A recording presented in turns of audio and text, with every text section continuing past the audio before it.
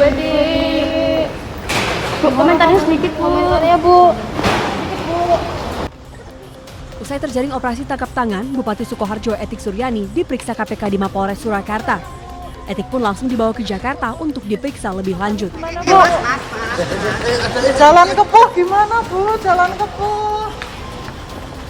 Gelap semua ini, Bu, jalannya. Selain Etik, KPK juga menangkap 4 orang lainnya. Sebelumnya, Etik dijemput oleh petugas KPK di rumah dinasnya di Solo, Jawa Tengah pada Kamis malam.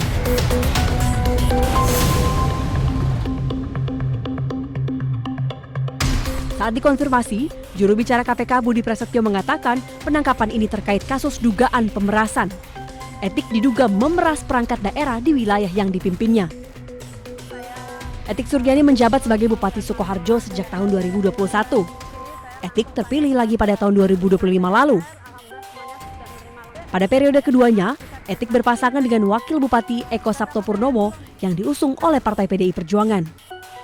Dari Solo, Jawa Tengah, Septiantoro, iNews melaporkan. Sukoharjo dan 3 orang lainnya merupakan ASN di wilayah Kabupaten Sukoharjo. Kemudian untuk kloter berikutnya, rencana siang ini akan tiba di Merah Putih KPK sejumlah 5 orang lagi. 3 merupakan ASN di Pemkab Sukoharjo dan 2 lainnya adalah pihak swasta. Pihak-pihak tersebut diantaranya diamankan di wilayah Wonogiri, Solo, dan juga Sukoharjo. Selain mengamankan sejumlah orang tersebut, tim juga mengamankan barang bukti diantaranya dalam bentuk logam mulia, kemudian uang tunai, baik rupiah maupun falas, ada dolar Australia, kemudian juga ada dolar Singapura. Kloter pertama tadi sudah tiba di Gedung Merah Putih KPK sejumlah 4 orang.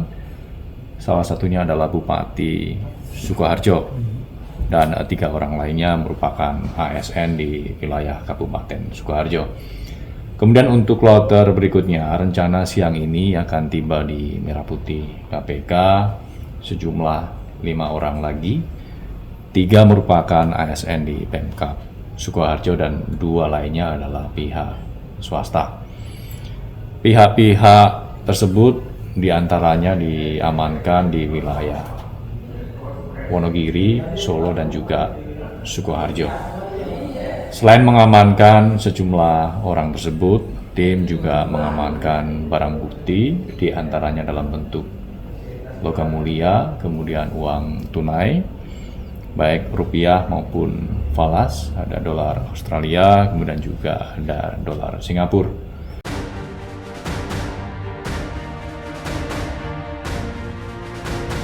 Penggeledahan demi penggeledahan dilakukan oleh Kortas Tipikor Polri di 13 lokasi yang tersebar di Jakarta, Tangerang Selatan, Banten, serta Bogor, Jawa Barat. Fantastisnya barang bukti yang ditemukan mengejutkan banyak pihak. Terlebih janggalnya uang ratusan miliar rupiah dan emas 74 kg disimpan dalam rumah dan bukan di rekening bank ataupun safe deposit box. Pakar hukum tindak pidana pencucian uang Yenti Ganarsih menyoroti bisnis penukaran uang asing atau money changer yang biasanya digunakan dalam kejahatan pencucian uang. Salah satu yang patut dicurigai atau yang sering digunakan oleh pelaku-pelaku money laundering itu adalah memang melalui money changer, ya, menukarkan ke money changer, atau bahkan mereka yang telah melakukan kejahatan korupsi atau kejahatan ekonomi itu malah mereka bikin sendiri money changernya supaya uang hasil korupsi itu bisa disamarkan seolah-olah mereka adalah memang punya bisnis money changer dan uangnya itu lebih masuk, dan kemudian tidak mereka akali sedemikian rupa sehingga tidak harus lapor kepada PPATK dan tidak teridentifikasi. Nah, sekarang kita lihat. Yenti meminta penyidik mendalami siapa pemilik 13 lokasi yang digeledah, kemudian dikaitkan dengan profil, dari mana, serta bagaimana temuan emas dan uang didapatkan. Dari Jakarta, Tim Liputan iNews melaporkan.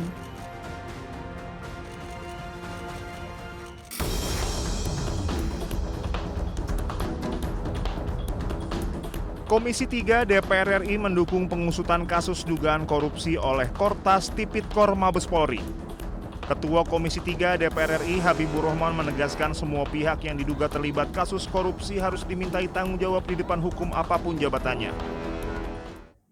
Kasus ini harus diusut tuntas dalam koridor presisi, yakni prediktif, responsibilitas, transparansi, berkeadilan, dan independen. Siapapun yang terlibat dalam korupsi batubara ini harus dimintai pertanggungjawaban secara hukum. Sementara anggota Komisi 3 DPR RI, Sudesan Tandra, meminta jajaran TNI Polri hingga jaksa solid mendukung pengungkapan kasus dugaan korupsi yang ditangani Kortas Tipikor Polri. Menurutnya, terduga pelaku korupsi harus dimintai tanggung jawab meskipun berlatar belakang pejabat publik. Kepada TNI Polri untuk solid, Termasuk jaksa juga. termasuk jaksa, solid di belakang penyidik Kortas Tipikor untuk bagaimana mengungkap perkara ini seterang-terangnya, sejelas-jelasnya, dan memberikan informasi kepada masyarakat dan menghukum pelakunya seberat-beratnya. Tidak penting dia pejabat, dia pengusaha, karyawan, yang tinggi rendah semua sama di depan hukum. Maka kami meminta agar ini harus ditegakkan setegak-tegaknya. Saat ini Polda Metro Jaya menjaga ketat barang bukti kasus korupsi batubara. Pengamanan dilakukan dengan personil bersenjata lengkap. Dari sejumlah lokasi yang digeledah, penyidik menemukan berbagai barang bukti berupa uang ratusan miliar rupiah, puluhan kilogram emas batangan, dokumen, hingga perangkat elektronik yang masih didalami keterkaitannya dengan perkara. Dari Jakarta, tim liputan Anyus melaporkan.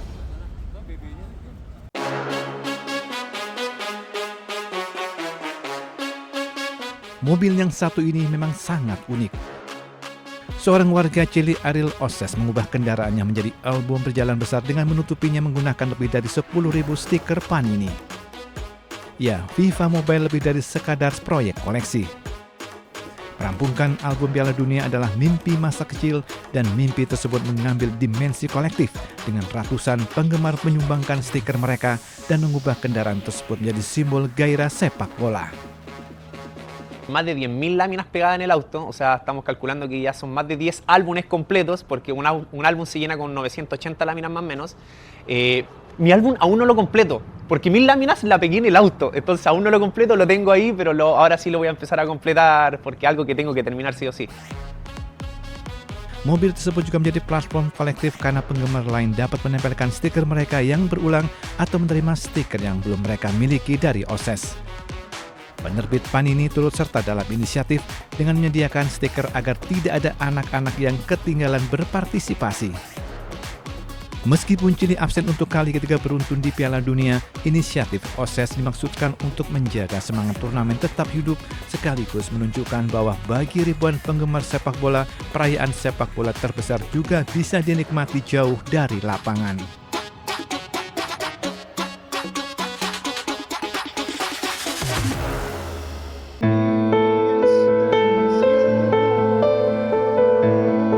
Ribuan pelayat berdesak-desakan mengarak peti jenazah pemimpin tertinggi Iran, Ali Khamenei, yang diselimuti bendera Iran. Prosesi pemakaman ini dimulai Rabu pagi di area jembatan Kufa sebelum melewati kota. Upacara pemakaman di Najaf berakhir setelah peti jenazah Khamenei tiba di komplek makam suci Imam Ali bin Abi Thalib. Kerumunan warga juga mengiringi truk yang membawa peti mati Khamenei bersama beberapa anggota keluarganya. Beberapa pelayat juga terlihat mengibarkan bendera Irak dan Iran, menandakan kedua bangsa tersebut memiliki darah dan jiwa yang sama. هذا التشييع المهيب للسيد الخامنائي الشهيد يعبر عن تمسك ووحدة الأمة الإسلامية ورفضا لهذا العدوان على الجمهورية الإسلامية، وأن هذا التشييع في إيران وفي العراق يدل على أن السيد له مكانة في المجتمع الإسلامي، في المجتمع. Setelah upacara di Najaf, Jenazah Khamenei dijadwalkan akan dipindah ke kota Karbala.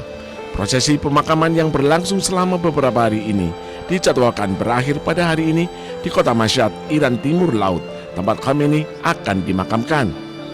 Pemimpin tertinggi Ali Khamenei tewas dalam operasi militer gabungan Amerika Serikat dan Israel melawan Iran pada 28 Februari. Putranya Mujtaba Khamenei kemudian diangkat sebagai penggantinya.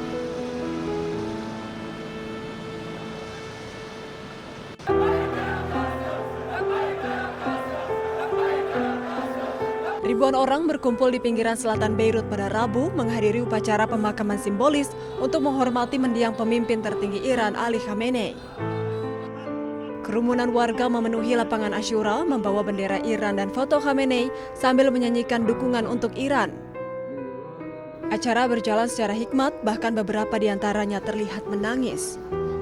يعني لي هذا الفخر واعتزاز ونلبي دعوة القائد السيد علي الخامنئي قائد أمتنا ومرجعنا ونحن من نلبي النداء مهما كان يعني لو صحلنا نروح على إيران بدنا كنا نروح. Sebelumnya, ribuan orang menghadiri prosesi pemakaman Ali Khamenei yang telah berlangsung di kota suci Najaf, Irak pada Rabu. Upacara pemakaman Khamenei dijadwalkan pada hari Kamis 9 Juli, di mana Khamenei dimakamkan di kota Mashhad, Iran. Ali Khamenei tewas akibat serangan AS Israel di Iran pada 28 Februari silam.